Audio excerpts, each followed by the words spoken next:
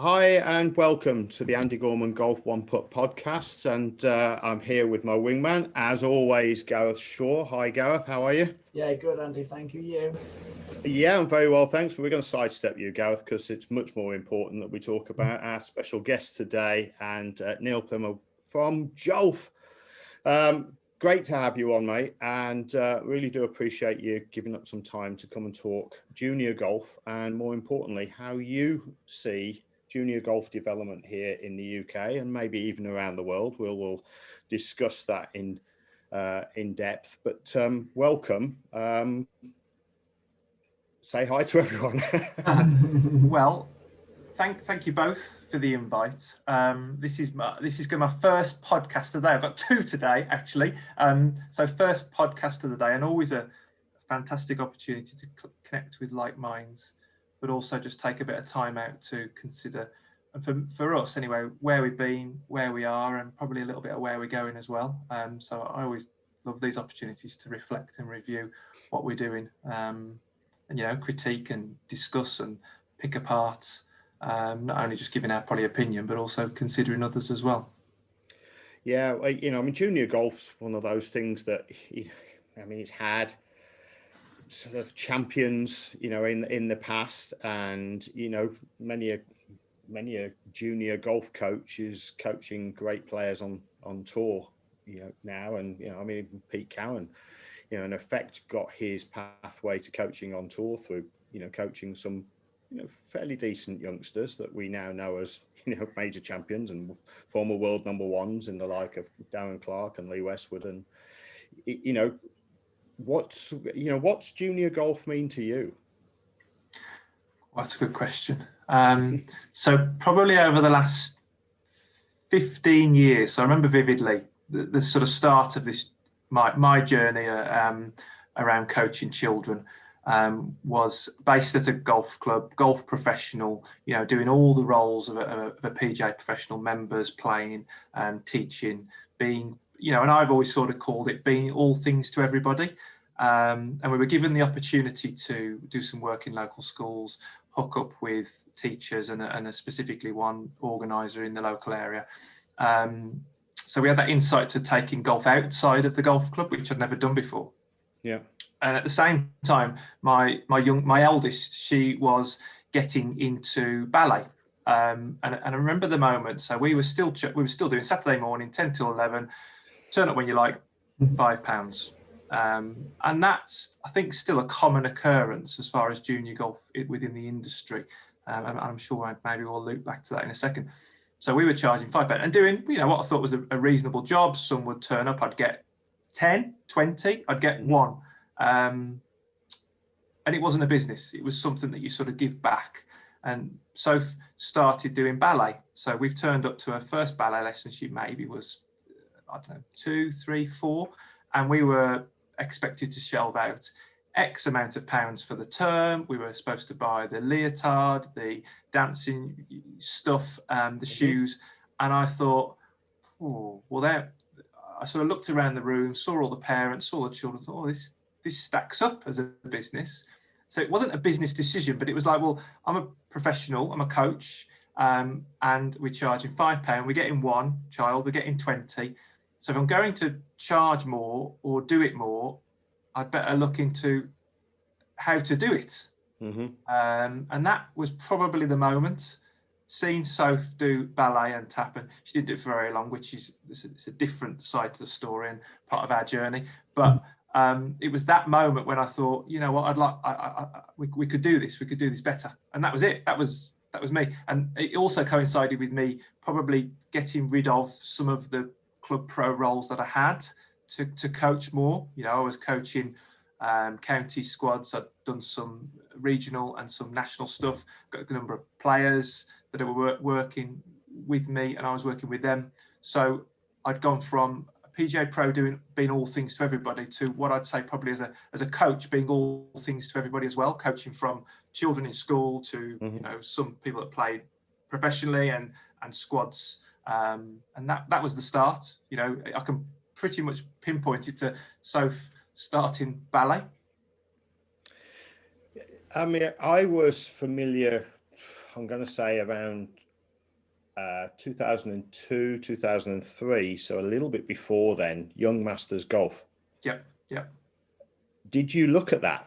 Yeah, we did that. We did that quite well. We were, and so we'd gone from weekly roll-ups and again adding a bit of structure. And I remember them coming round, Dave Gosling and the guys coming round with the structure, the 10-week, 6-week program, the notes, and I think it was then that it became a sort of professional product, and I became more aware of it being not just me giving back, not just me doing something with the members, not just my 10 till 11 on a Saturday, but I think we got up to 4 or 5 sessions every week, a good proportion when probably it still wasn't done. So we had that offer, the booklets and the structure and the delivery mechanism with the school offer, and we were doing okay. We were doing all right in the area.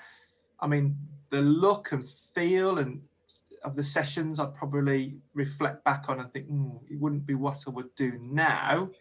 Obviously, X amount of years later, you wouldn't expect to either. But from what we were offering, and then probably what was being offered, I think we were doing okay. So yeah, Young Masters Golf, again, pinpointing the moments through the journey, because we were able to, we ended up being able to charge more because we were offering more, both to the child and also to the parent. And I think it was then that I started to understand that our customers aren't necessarily the children, assuming you're doing a good job in delivery, but the customer is definitely the parent. Yeah, and I mean, certainly from my point of view, and a question that I'm going to ask you now is, how do you target the parent, given the fact that obviously you've got a lot of sort of school platform, and certainly at the time you were get the opportunity to go into schools. How do you get to the parent? They're the ones that have got to make the decision, but how do you get to the parent? I think our technique or our way in the past has always been to deliver the best possible experience to the children. So within our school environment, and especially now, about 90% of our work is in schools. So deliver the best possible experience to the children, and then they go kicking and screaming and shouting back to the parent, want to do golf, want to do golf, want to do golf. I think also as we try to develop our own brands, so JOLF becomes a recognised brand. I've still got this want and desire for JOLF to be, if you like, the golf version of Lego. So when people hear it, they know that, okay, we associate that with a positive experience. We associate it with enjoyment and love and engagement and an experience that we want to come back to time and time again. It's not necessarily about even being good at golf, because again, I think, again, this might be something we get to. I think there's far too much focus sometimes on children being good, and that idea of a child being good at something puts tremendous, it's not just pressure, but I think what's the word I would use? An agenda. Expectation. An expectation, but also an agenda around the offer from all the adults involved, and maybe also from the children as well. Yeah, it's a difficult one to manage, and certainly, I mean, Gareth, you've had your experiences with England Golf as well. I mean, what would you offer to that? I think the key is the enjoyment, and something I wanted to really ask you both, because I found it very kind of straightforward going to schools and giving an amazing experience, but the stopgap for me was when we tried to take the young person back to the golf club. And I know golf clubs are very impatient about wanting to get these juniors in as members as quick as they can. How can we take the experience from schools and bring that into a golf club environment? Pretty much open question to both of you. Yeah, I mean, I'm obviously mindful of the fact that I don't now have a sort of an active role in the club that sort of drives junior golf or any sort of member golf. Majority of my clients, will travel an hour, 2 hours to come and see me. So they're not likely to become a golf club member. That said, of course, I do have golf club members, out of my clients. And, Neil, I'm sure from your experiences, there are many times, your offering is slightly different, but, there are many times where you get clients coming from outside of the club rather than from inside of the club. And I can say that, you know, in the 6 years, you know, 6.5 years that I've been at Wishaw, you know, I've only taught a handful of members from the club, partly because they don't want the specialism. You know, they're quite happy to, you know, go through the status quo of moaning and whinging about their putting a short game when they come in, but, you know, are not prepared to do any work about it. And that's, you know, we know that that's a fairly typical trait amongst a lot of golfers. And that's a challenge. But junior golf is different. You know, Neil, how have you found it? I think the leap from school to club is always a difficult one. I think the agenda's always been set that, you know, we see this many children in school, and then once you've done that, then this many children will come to the club, and onwards and upwards. One of the things that I think I've begun to question this year, and especially over lockdown, is probably in the involvement of the coach and coaching. So what the experience looks like within the school environment. Is it a coaching experience, or is it an experience of play? Because there's a big difference. And then from that next step from school to club, again, whether it's a coaching experience or whether it's a play experience, I wonder whether the jump's been so big in the past, because if you go into a school environment and it's a coaching experience, you'll probably maybe switch off quite a number of children to the game for a number of reasons. Mm-hmm. And then that experience that they have in school will then be quite different to the experience they have at the golf club. So let's take an example of Try Golf. So I think everyone would be aware of Try Golf. Yeah, it's been probably the one delivery mechanism within a school environment for a number of years now. So children will experience that. After that experience, they'll then go, I like golf, or I do not like golf, or I'm in the middle. So let's say they do like golf.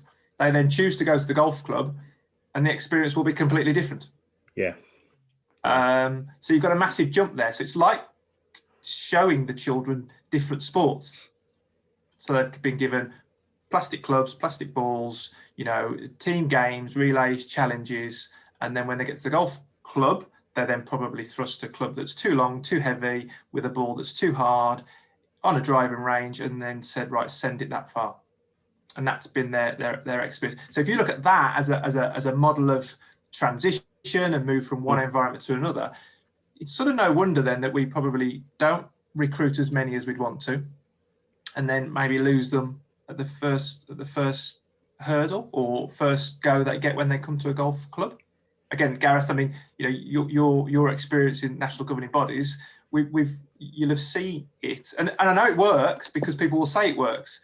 But having a small proportion convert from school to club, I wouldn't say works. I think if we were critical, the amount of children that have experienced golf in schools, we should have probably maybe seen more move to a golf club. I'd love to see more of that golf club being like a community centre. So the golf still happens at school, and the clubs where the children and parents will go to socialise. It's not necessarily to play golf, but it's the school's still where they play and they have the interaction, and don't rush, not rushing this transition from school to club. It's making the kids aware of the club maybe, but not the coaching side of it. And I think the offer needs to be much more play based. And I think this is where I think we as a coaching community need to look at probably what we've done, what we've offered, how we've, and I'm going to use the word behave, how we've behaved, what our coaching behaviour has looked like within either the school environment or the club environment, and what has been our offer to both children and families in general. Because again, you know, traditionally it's always been child comes for golf lessons, family then sit on the side, rather than family come for golf experience. And I know we put it on the list of things to consider. You know, how do we deal with parents? Well, if a parent or an adult member of the family is set aside to the child's experience, then there's always going to be potentially, we'll call it issues. But whereas if the family come as a unit to participate, and as we know, golf potentially, or certainly I believe, is an unbelievably powerful activity for families to play together. you honestly, I do not think will get the issues that people have if it's just the offer to the children. Exactly. Andy, you've done that as well, haven't you, with father and son golf who are online. You've done remote sessions with kind of parent and child. It's involving the parent as much as you can. I know you pride yourself in that communication to the parents as well. Yeah, absolutely. I mean, I use Coach now as a coaching platform, and I always invite the parent within that platform so that they are fully versed with what's taking place. I'm extremely fortunate that there are, the parents that I work with regards to how, and we're talking about a more elite junior player, albeit they might be 7 or 8 years of age when, I'm picking them up onto my elite programs. They're golfers, they're competing, in junior competitions and, playing on the mini tours that are around. And,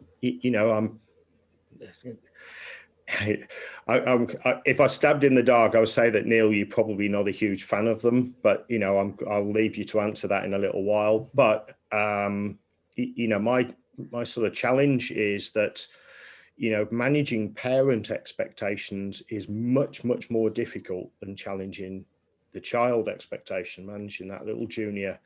They know what they want from the experience, albeit they might, especially if they've come through the school platform, they've experienced some golf, they know what it's about. Parents may not, or parents may be sporting parents and may see this opportunity for, Johnny or Claire or whoever, to have that opportunity to be able to sport and be able to do something within sport. And they see, when they do their little bit of recce checks and see the little, Rorys and Tigers bobbing around as 2 and 3 year old kids, on TV, thinking, wow, this is what I want for my kid. And all of a sudden it just explodes into, chaos of, mismanagement, and the challenges that just go with that, both from our coaching point of view and from how you deliver that. Neil, even one of my biggest questions for the day and, would be, how are you managing parental expectation by changing the model from the very start? Is that the way forward? I think, and I fundamentally believe that us as coaches, the coaching community, have a lot to be answerable for a lot of that professionalism. So, whereas I think a lot of coaches will talk about, we've got to educate parents, we've got to invite them in, we've got to work with them. I think we're partly responsible for a lot of the possible issues that come up, and this has come from lots and lots of children coming through the door of the clubs we've worked at and the experience we've offered, and we set the tone early on around play and enjoyment and love. And so for a long time now, because of that, I believe we've never had the issues that people talk about. So when having these issues, I sort of look back and I think to myself, we don't have those because we don't set up those issues early doors. And I wonder whether if we all reflect back on our own experiences with children and parents, and I did this with, so I had an England ACE role a number of years ago, if you remember that project, which was fantastic. And we had a lot of young people come and they're highly skilled, great people, highly skilled, a good group of parents, but I would say lots of limited beliefs around learning and creativity and wanting to change and wanting to put the hard work in. And it got me thinking, well, why is that the case? And I often thought to myself, it's because of their first experiences and their journey through, because I've questioned a lot of them. And I wonder if this is also the case when you come to children that are 10, 11, 12, 13, whatever age, and parents have, got certain expectations, because I wonder if coaches have fueled those expectations as well. And that's a challenge that I've put towards a number of coaches and such organisations in the past, that we're always looking outwardly to blame, if you like, or look to the reasons, but maybe we should look inwardly as well.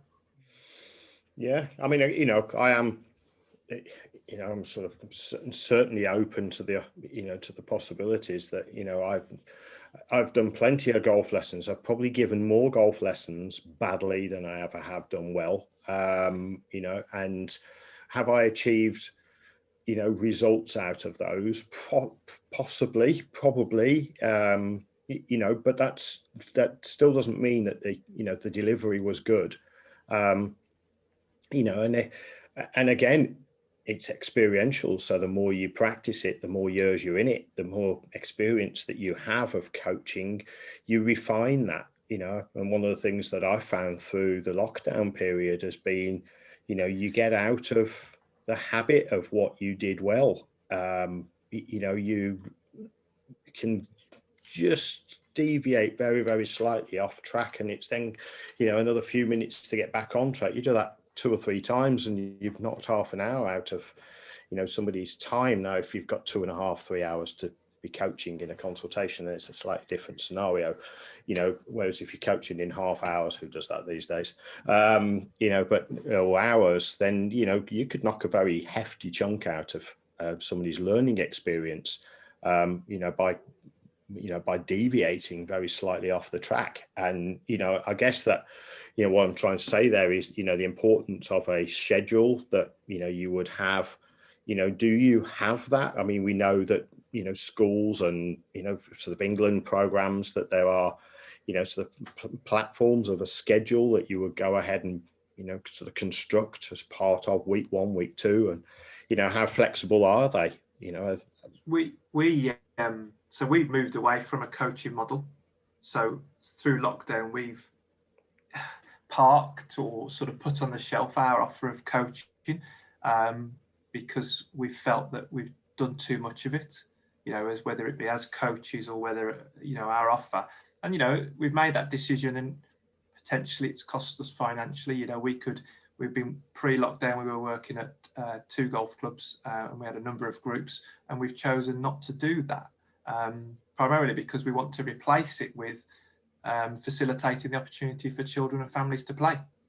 You know, we've gone full circle and said that there's not enough playing being offered to children and families. You know, we're seeing a huge number of children within our school offer, and then we want to give them that opportunity to go from that first experience in school, which is a play experience. It's not a coaching experience. It's not us delivering anything around this is the way you must do it. It's us saying, here's a club, here's a ball, we've got our 6-hole golf park, go and play, go and enjoy it. That's golf. Because golf is a game that you move the ball from A to B in lots of different ways. There's nothing else to it.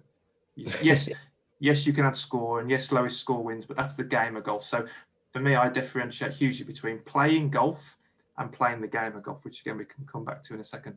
And so from that experience, we want them then to have the opportunities. So the children in our school environments have the opportunity to join our JOLF club, which is a virtual environment that then families will then get the opportunity to reach out and play at family-friendly facilities where we'll set up our golf park again, so the children see a golf park at school, they see a golf park at the golf club, so same look, same feel, as well as we've also got access to academy course, and one of the facilities we work at, we also have sort of 6 holes on the big course.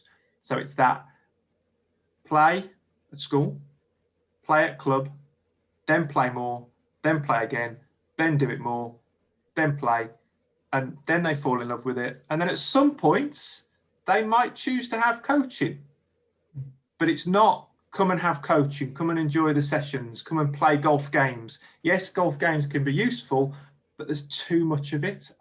I've come to the conclusion. Can I prove it? Not quite, but I sense that we've got something. Again, just a very quick story of a boy, 10 years old, came to one of our family play days in September, had never played golf before. So dad wanted to get started. So Harrison plays around 12 holes of golf park with tri-golf equipment, plastic clubs, plastic balls, enjoyed that. And then following that, we went up onto the 6-hole academy course, so metal clubs, almost balls. So in his first 2 hours, he played 18 holes. He then came the next week to Lewis Golf Club, where we use the first 6 holes of their golf course. So if you like, real clubs and real balls. So in his first 4 hours of his golfing journey, he played 24 holes of golf. Now I reflected on that and thought to myself, okay, 10 years old, if he'd come for coaching, he might have gone 6 months to a year to never Well, it'd have playing golf. Yeah, it would have been April, wouldn't it, before the weather turned, before, you know, invariably, yeah. And he'd be standing around freezing cold. Well, he'd have enjoyed it. I know he would have enjoyed it. Yeah. And he might have developed some skills, but he wouldn't have played golf. Now, he's well on his way now to playing golf again, playing golf. Him and Dad can go and do it. I know they can do it because they're confident to do it because we've spoken to Dad. What does he need to know? Well, he's just got to try to hit it as far as he can, hit it hard, you know, bruise the ground, do all of that easy stuff. Go and play. They're ready to play. And then what about lessons? Well, what about them? You know, go and play, experience it, see what you need to learn, come back and ask us, go and find it on YouTube, go and sign up for some lessons, however you want to do it, but keep playing. Now, we've turned it on its head because what we've said is coaching needs to happen. The question is when, and I don't think it's as soon in the journey as people think, or the golf industry thinks, or probably we as golf coaches or practitioners or organisations. It's not as soon in the journey as it is, because I think for me, coaching has become a big barrier to participation. Now, I'm going to throw that out there for either discussion, or if anybody wants to come back and disagree, I'd love to talk more about it, because that's what I believe. And that's Neil, that's a really, really strong point, you know, and what a great question with regards to, you know, when is the right time to coach, you know. And I've always thought, you know, to some degree, because of the way that I set my programs up these days, you know, I do a little bit along the same, you know, I get clients who can afford to come and see me, ask the question, and, you know, they've just started playing golf, or they haven't even picked up a golf club yet. And, you know, they say, you know, what's it going to take to come over and, you know, spend some time with you? And part of me, you know, I mean, I'm never concerned about losing a client at any point, you know, because I think the right client at the right time is the best client.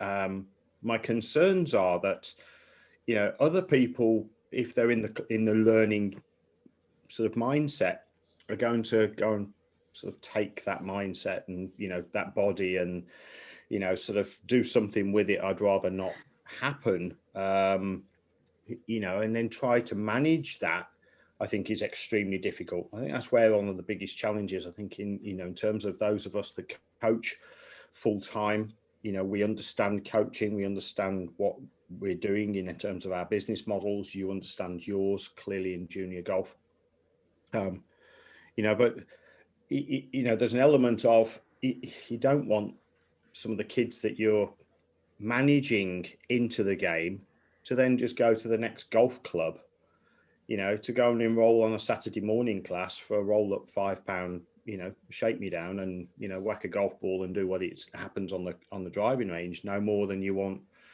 them to, you know, to sort of disappear from the game or learn badly. But, you know, what's your thoughts on, you know, on how you manage, you know, that side of things? I mean, look, I recognise that you're extremely comfortable with your business model.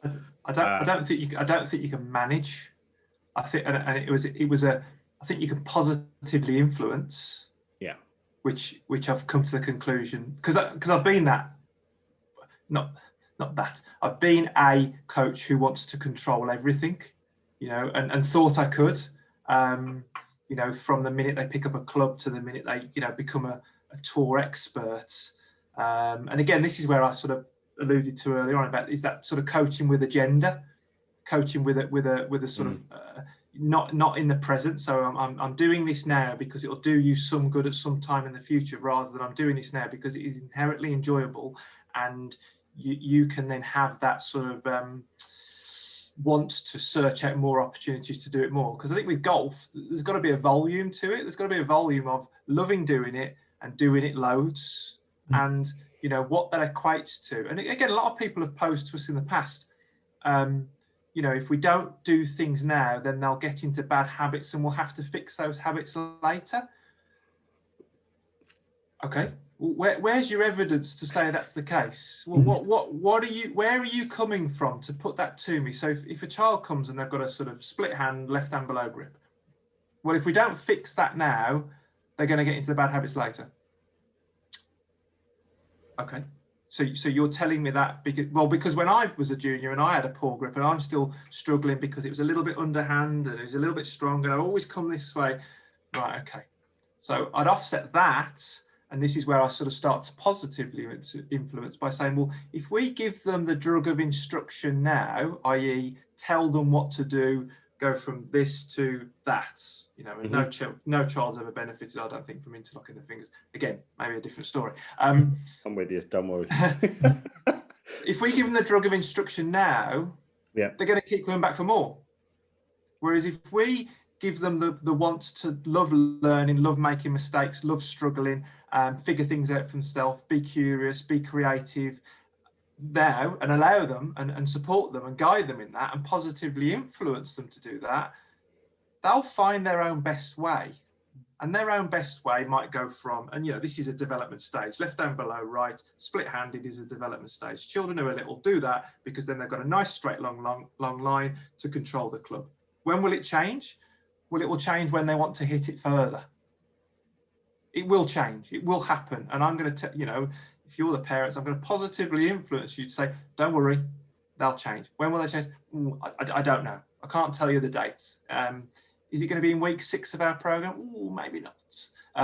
But I know it will. I know it will happen. Well, how do I know it will happen? Because they'll want to hit it further. We'll positively influence them to challenge or to go on the golf course or whatever it is. So the managing of children and parents, I think I've stopped doing, and that with our JOLF club, especially now, we have this group of families, children who are within our sphere, are interested in what we're saying, and we can positively influence by nudging, by being on these podcasts, by blogging, spreading the message. Neil, where do you sit with equipment? So where do you feel equipment should be for juniors? The first, here's maybe the first club I think they should have is the driver, a driver. It's the biggest head, it's the lightest club, it's the one they can whack it with. They can do all and everything with a driver. And then once they've got a driver, then it would be a sand iron. So driver first, then sand iron, because obviously if they can hit it along the ground, if they can whack it as far as they like, they can putt with it. Then sand iron, they can get out of bunkers, they can get over stuff, they can get the ball in the air. And for a long time, I think children could just play with a driver and a sand iron. Yeah. Where do you think the industry's got it wrong, Andy, from your perspective as well, with the custom fitting side of things? Is it a drastic area that we need to cover with juniors about equipment? Is it too light? Is it too heavy? Is it too small? Golf ball included? What are your thoughts? I think one of the really good points is it's potentially the weight of the golf ball. Some of the kids really start, so we, under a certain age, under a certain size, under a certain speed, the weight of the golf ball is a challenge. Neil, you've already alluded to that, taking that, and then the weight of the club we've seen now, with all due respect, US kids have, come out with a really good offering. And, I can't say that I'm out there scrambling around looking for, the options or, let alone the alternatives for junior equipment. But, Gareth, my bugbear is putters. And, the fact that manufacturers make putters too short when we get older or when we get taller. So, and kids putt really instinctively. My big deal, Neil, I trust that you'll back this up just through your experiences, irrespective of what, your coaching ethos may be. I'm not asking you to comment on how we go about it, what we do to make the ball roll. But kids are so instinctive. I remember when I was a kid, a heck of a long time ago nowadays, but, I remember not worrying about it. I remember my dad saying to me, I think my dad was shorter than I was at the time. He said, "Don't cut the putter down," because it was his. And, the problem that we've got when we, all too often nowadays is that, we set aside a target for the kids, and Gareth, my bugbear is, Johnny, sort of out there, it doesn't matter what age, he gets to single figures and dad's going to buy him a Scotty Cameron custom fitted putter because that's what the kid wants. And, let's say that maybe he's best, he wants a Spider because, Rory uses it or whatever, and they take him along to the local shop. And the first thing the shop does is chop it down. Now, part of the reason why the kid's gotten down to a single figure handicap is because he's putting instinctively with dad or granddad's putter that's, 3 foot too long, for him when he started. He's now probably, it might be 10 inches too long. But now they're going to cut it to fit just as when he's about to start growing. And his ability to be able to then grow with the putter or the putter grow with him goes away. It's one of the things I really love about the Ping putters is their adjustable line of putters where mom, dad can go and buy, one of the adjustable putters, albeit it starts at 32 inches, which is going to be around about sort of 9-10 years of age, depending on whether it's boy or girl, and then we'll grow with them right through their teenage years, because of the way that it adapts. And I think that that's phenomenal without having to spend any more money than a new grip every couple of seasons because, they're just not going to wear it out. Now, if, we can't do that with the other clubs, can we? I mean, who knows? Potentially, that technology could become available to us. But I can't see it, but I'm not into that mindset. But certainly with the putters, we can.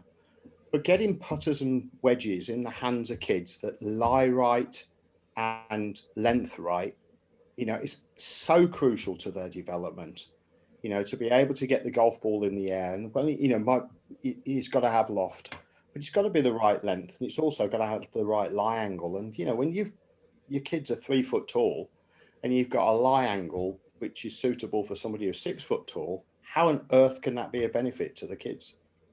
And I mean, Neil, you're seeing it more often with the youngsters. I'm not, sort of seeing the youngsters. Certainly back in the day, I did, when I had my program classes and stuff like that. What's out there now? What's happening now? I struggle to see past US kids at the moment.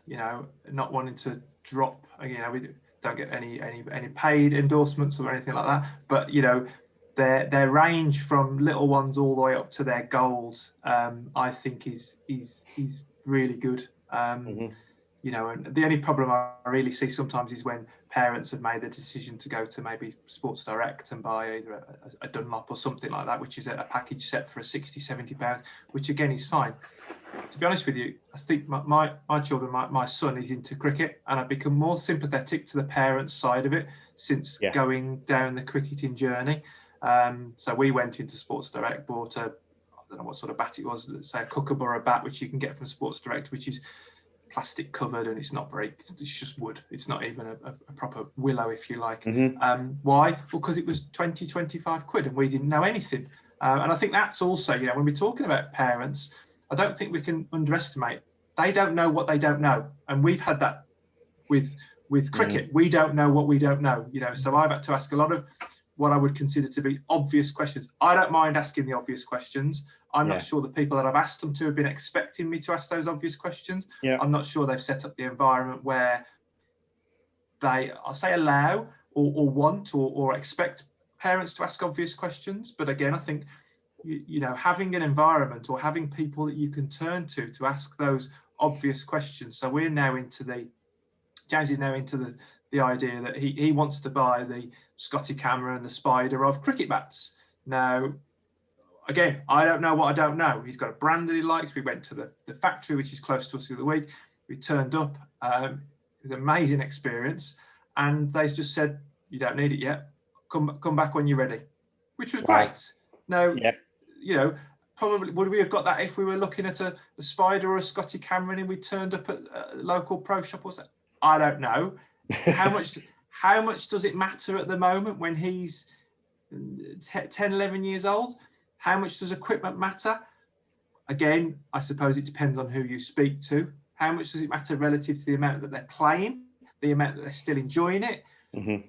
You know, if they're 9, 10, 11, 12 years old, they've got a long time of playing golf, a long time. So, you know, James wants to have this specific bat because that's the brand, that's the one everybody has. Some of his players have got it now. He knows that they also make bats for everybody else as well. He's loving it. So they're the only ones he's going to go to. Is it the same for children? So I think, and I do wonder, and again, I'll pose this question, if they're following the brand of their heroes, that could be more powerful and possibly better, and negate the fact that it might be a bit longer or a bit out of shape for them at a particular stage. Okay. Yeah. I mean, I hear you from the other sport angle. I totally hear you from there because, I'm familiar with it, albeit maybe not necessarily firsthand, but, look, most of us have had kids that have gone through football at the very least, and so they always see their favourite player wearing a certain pair of shoes. Those boots are bloody expensive. Cost 300 quid. Yeah. And but one, they don't pay for them. No. Two, Grandma and granddad might.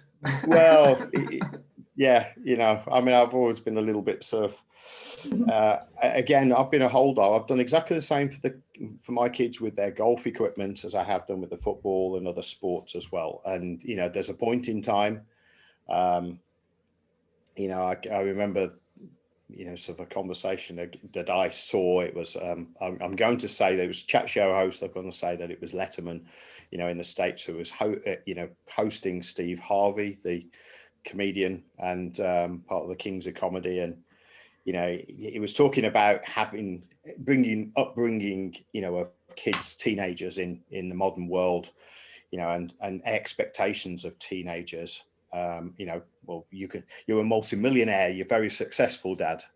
And, Steve just very nonchalant, he says, yeah, you're right, I am. But I want these Nike, Air Jordan shoes. Okay. He said, you're going to have some of those over there, the $39 ones, because he hasn't worn the last $39 ones out. So unless he's worn them out, he's not having the Jordans. Until he wears them out, he's not having the Jordans. And until he can afford them, he's having the Jordan. Yeah, but you can afford it, Dad. Yeah, you're right. I can afford it. You can't. And I think with equipment, I've had that kind of mindset, but it's more to the point that I'm more than happy. I think you would be as well, as you took your lad down to go and get a bat made for him, and at the right time he's going to get that bat. But actually, he was told, he was guided. It was like you are, through the appearance of the conversation we've had so far. You're guiding, you're allowing the wisdom of choice to come out of it. You could have still gone out there and spent a couple of $100 on a bat, but you've chosen not to on the advice of the experts. And I think again, it's where we can positively influence, and I think relative to golf, and I look back, and I think it's especially with maybe young people, children. So why do you want that club? What's it going to bring to your game? And maybe as coaches, but as well as, offering the good advice around the setup of the club and the type of club, what's it going to bring? Why are you doing it? I've been with players to custom fit centres in the past, and it's always about the education and the experience. And, I remember going to somewhere with a player and to get a new driver. And, it's a really, really difficult thing, getting the right spin, getting the flight, the right shaft, and not sure what to do. And we had it wasn't like 1 hour. It was a long period of time, because it was also a substantial investment. And I think we're making these investments. I think it's knowing that it's there for a reason. And then if the player or the person or the child is empowered to, it's their decision, then I think better buy-in. Then it's got to be better buy-in. So again, it comes back to that point I made earlier on, which is probably about positively influencing the child, the young person, alongside the adults, the coach, the parent, so that everyone's in on the decision and given their 10 penneth. Yeah, no, I couldn't agree more. And I think that, the thing that really is refreshing is that that there are other golf pros out there with a similar mindset. Albeit I may have my sort of stickler over the fact that a putter is not something you bend double over. It's but something that allows you to roll the ball effectively along the ground, whilst allowing instincts to determine how hard you're going to hit it. In a reasonable direction as well. I mean, my sort of direct experiences, of playing golf with my kids, and and the experience that I had as the junior playing golf with my dad was that my dad encouraged me to make mistakes by trying, and then guided me after making the mistake to why that maybe not have been the best choice. Not that he necessarily had the answer in that, in his limited golfing capacity. And I think this is really important to understand as well, that parents, feel like they have to be the pro with limited experience and capability in their own rights. Maybe fear not saying something, or fear that saying something, is right or wrong, but actually just to encourage the opportunity, encourage the risk, the challenge. It's not life-threatening, hopefully, as long as you're not trying to put it through a 3-inch gap, 6 foot in front of you. So golf doesn't offer too many life challenges, but it actually, as we know, golf does offer life challenges in the sense of, how we determine certain things out on the golf course, the decisions that we make, the consequences of making decisions, positively and negatively, then determine what we have to do going forward with the next shot, which ultimately affects decisions that we're going to make in our future. And it could be as daft as, hitting the shot in, I'm going to try and play a shot over the water, which then ultimately means that there's 3 or 4 more shots played over water, albeit closer to the hazard, because we just haven't executed it properly, where actually we could have played up shorter and wider and, delivered the golf club in a much more sort of simplistic way onto the back of the ball. And, but we've all done it, and we've all had to make those mistakes in order to learn that what is risk and what is reward. And then, when we're making those decisions in later life about life, golf offers that and more, to determine what decisions and the consequences of decisions are. And, that's, I think, something that your program definitely gives kids that opportunity, and parents, the opportunity to get out there and allow mistakes to happen, and what the consequences of those mistakes. They're not mistakes to start with. They're just experiences. And I'm sure, you choose language, just listening to you and how you, articulate across to us, so far, is the understanding of, you would choose your words very carefully, that a bad shot isn't a mistake. No more than a good shot needs apologizing for, because kids are quick to apologize for hitting a good shot. And you go like, did you try to hit a good shot? Well, and then they try to justify themselves, so they understand that actually they're trying to do it. You don't need to apologize when you do it, because actually it's part of what you're trying to do. But, and don't apologize for hitting a bad shot because you didn't try to hit a bad shot. I think it's also reframing good and bad. I would say, well, what is it you intend, and where are you at with what you intended?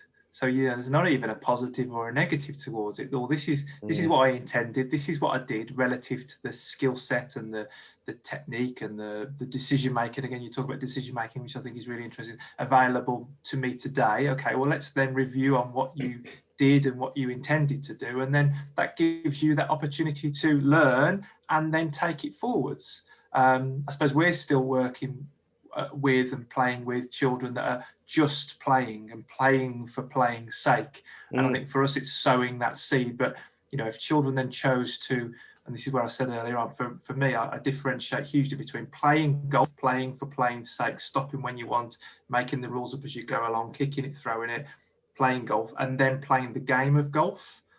So playing the game of golf has boundaries, has rules, has formats, and even then, I differentiate again between playing the game of golf better. Better's probably the wrong word, but that's where we're at the moment, playing the game of golf better, which is where then that child or player has chosen to want to explore new ways and different ways of doing it. So it may well be that the children we work with don't have any formal coaching until they've made a decision to play the game of golf better. And that's where we're sort of working through that journey at the moment, but it's become very crystal clear to me that I think the sport has offered playing the game of golf better before going through the process of playing golf and playing the game of golf. And I think it's missed out those two milestones for a lot of children and families.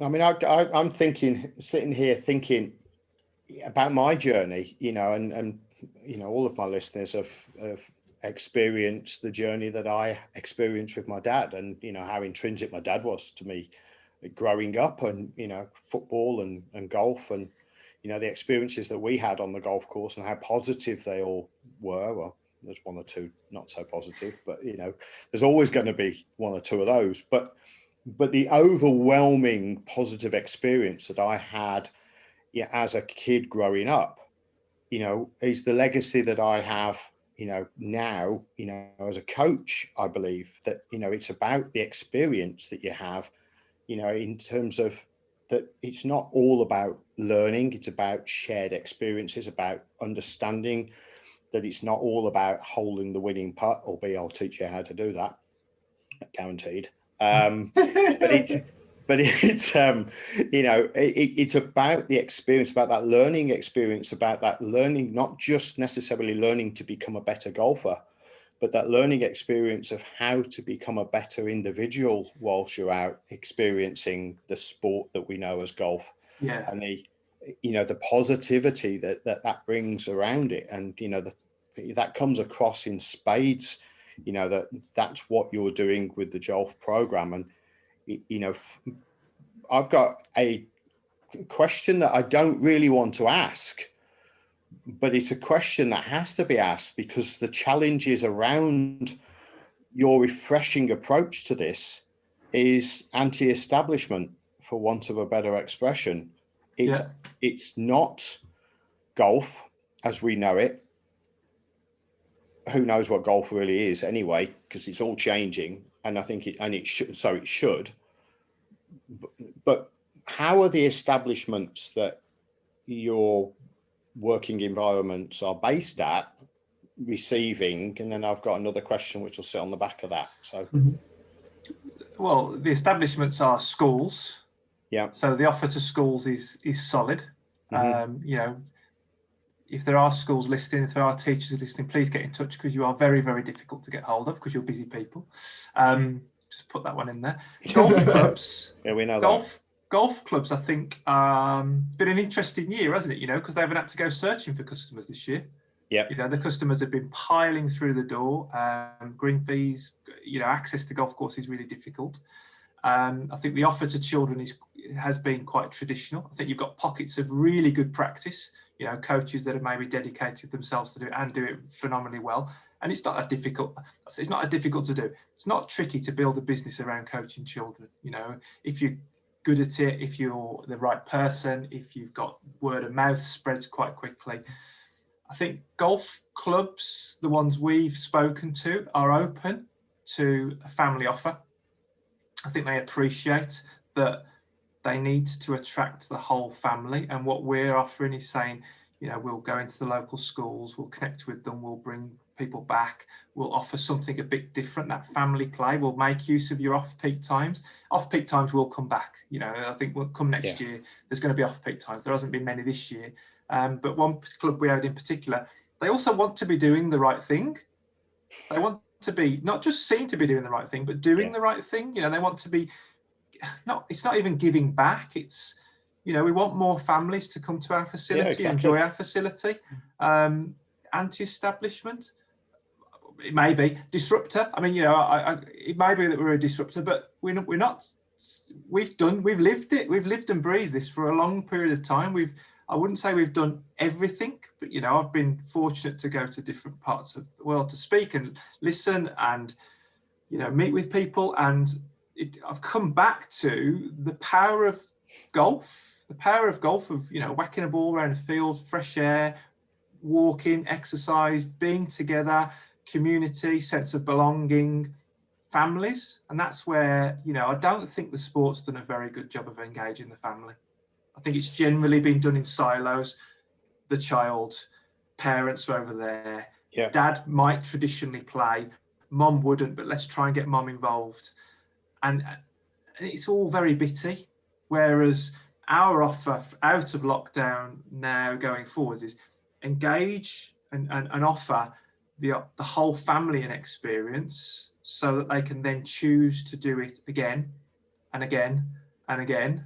And then after that, you know, if the club that we're working at and the golf coaches and the pros, if they want to offer the children's sessions, if they want to offer the mum, the dad, the auntie, the uncle, the grandma, the granddad, the coaching says, go for it, you know, make them your customers, because they'll still be our customers as well.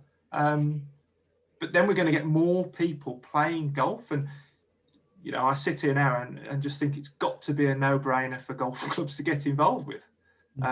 Because we're no threats. We're not coming in and redesigning your coaching program. We're not coming in and saying what you're doing is good, bad, or indifferent. We're just saying, you know, we want to be able to utilize off-peak space. But even then, it doesn't need to be off-peak, because the way we format the offer to families, they get round quickly anyway. You know, there are ways to get round families round 9 holes in an hour and a half. That'll be quicker than your 9 o'clock 4-ball of people on a Saturday morning. I promise you that. Is there scope for the families, and do you offer? I mean, I'm just thinking about this. Is you know, the family learning experience all in one, or is it just you're focused on just the kids at the moment? No, families. So as mom and dad, if they've never played golf before, are they welcome to come along and learn in exactly the same way as the kids at the same time? They're invited, they're included, they're involved from the outset. Fantastic. I mean, I don't know, in all the years of, you know, 43 years of golfing, I don't know any golfing community, facility. Crazy Golf does it. Yeah. Sorry? Crazy Golf does it. Apart from Crazy Golf. Yeah, exactly. And this is where the industry said, Crazy Golf's over there. Yeah. And golf's over here. And it's not taken what Crazy Golf is brilliant at, a very simple task. No rules, no competition unless you want it.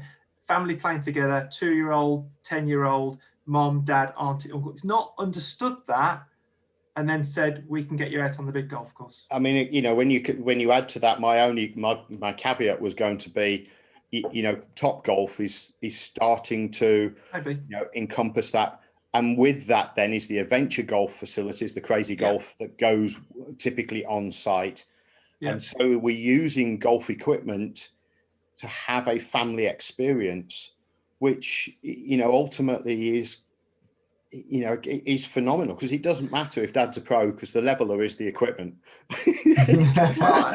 For those facilities, I mean, that's, you know, that the rubber ball and the rubber headed putter, it just finishes you completely. If you think you can putt, go and play on one of those, you know. So, but I think, you know, that's where golf, I think, it has tripped itself up, you know. I think it's all too often tried to be all things to everybody, rather than, you know, I'm not the marketing expert, we've got the marketing expert sitting there, but, you know, it's knowing your customer, and it's knowing your customer and knowing why because someone said to me, why do you coach? And I think that's a really difficult question to answer, but they then said to me, well, who do you coach and why?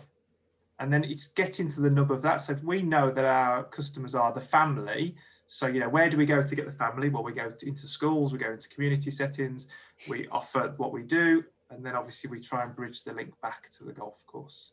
And so, you know, for us to understand the family and the unit, and, you know, our own experiences with our own children, as well as, you know, seeing a lot of families and involving them. You know, this discussion that goes on around sport nowadays of educating parents, dealing with problem parents, you know, problem parents are such a small percentage. They're a 0.1%, and yet all of the time around coach discussion, social media is around those problem parents, and they are such a small percentage of people. Because generally 80, 90, 95% of parents, they're brilliant. They're dropping off their most precious commodity to us and trusting us with us Why would they want to cause a problem? They just want to be involved and included. They don't need to be engaged. They don't need to be educated. Just involve and include them.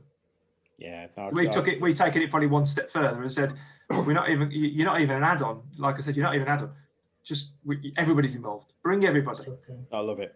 I think it's a phenomenal. Gareth, have you got any thoughts? You've been, sort of nodding away and, chuckling in the background. But, I know that junior golf was a passion to you, a long way back. We talked about it, over the years. What are your thoughts? I just think. Have you got any questions? It's been refreshing just to sit and listen to two passionate individuals, not just about junior golf, but golf in general. And for me, I think we've got to go back to basics with the governing bodies, with the powers that be, and take some of the discussion points that we've discussed today. Golf can be any guise. It can be adventure golf. It can be top golf. At the end of the day, that's how we're going to get to the families. And I hope that people listening to this podcast and other pros kind of take something away of just reflecting. I know that's what you've both done throughout lockdown. You've both reflected a lot about your businesses and about how you move forward. I just can kind of commend you for that. And just to kind of finish up, because I know we've only got a few minutes, but just to ask to both of you, would you encourage other professionals out there to almost specialise? Because that's what you both have done, specialists in your own areas. Would you encourage that with aspiring professionals and maybe professionals who've been in the game a long while? Yeah, I mean, for me, absolutely. It's and how much you niche, as we talked a little bit before we came on air, and what is the niche and how much do you niche the niche? And from a point of view of you become very specific in what you offer. It's not about being then a jack of all trades and master of none. You become a master of the trade that you are, so passionate for development, not necessarily even improvement of the golfing skill, but the development of the golfing skill, so that the experience then is more positive and the fun and, the enjoyment level going forward. I mean, that's Neil, like I say, we spoke about it earlier. I'll let you add to that, but I just want to add one little sort of point on there. If the magic wand was waved, and everything, all things being equal, we had no restrictions, to the facility, to the costs, etc., what would JOLF look like in 5 years' time? I think I said it earlier on. It'd be golf's Lego. So it would be, people would know that the experience they're going to get is a positive experience for children and families. Whether that be in a school environment, whether that be at a club. We want to increase the participation of children and families playing golf. And, we know that through the mechanisms which we've got and what we know we can do that. It's not difficult. We've stripped it back. We've had to strip the game back as far as we can. We've worked in schools where children are, in wheelchairs, don't have a huge range of movements, and we've had to strip the game back as far as we can. And that opportunity we had to do that, to strip it back, then allows us to build it back up. So for every child and every family that comes to us, we know where the game needs to start for them, and then we support them and guide them. And I think this is the important thing for them, the individuals, to build the game up how they want it, rather than impose the game on them. I think for too long, the industry and us as coaches or whoever has imposed the game the way they see it on people. And so one of our taglines is always, it's their game, your game, to do it on your terms, in your time and in your way. So Neil, I'd just like to say thank you so much for your time. For the listeners, where can we find more information about JOLF?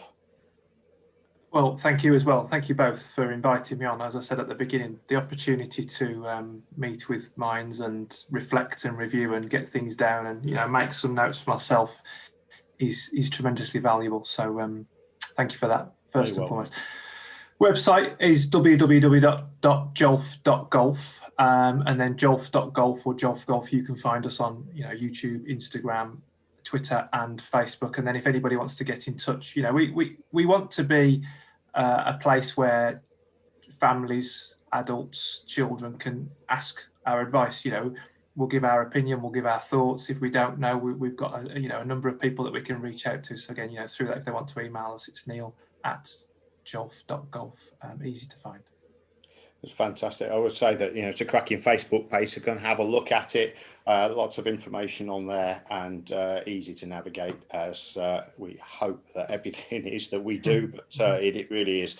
Neil, it's been an absolute pleasure. For those listening, as you know where to find us. We continue to do this. We're working with industry professionals to bring a better golfing experience for yourselves, and it's been an absolute pleasure to have our guest on today. So Neil, thank you again. Thanks Gareth for all the work that you've done, and we wish you all the very best. Stay safe and well, and we'll catch up with you next time.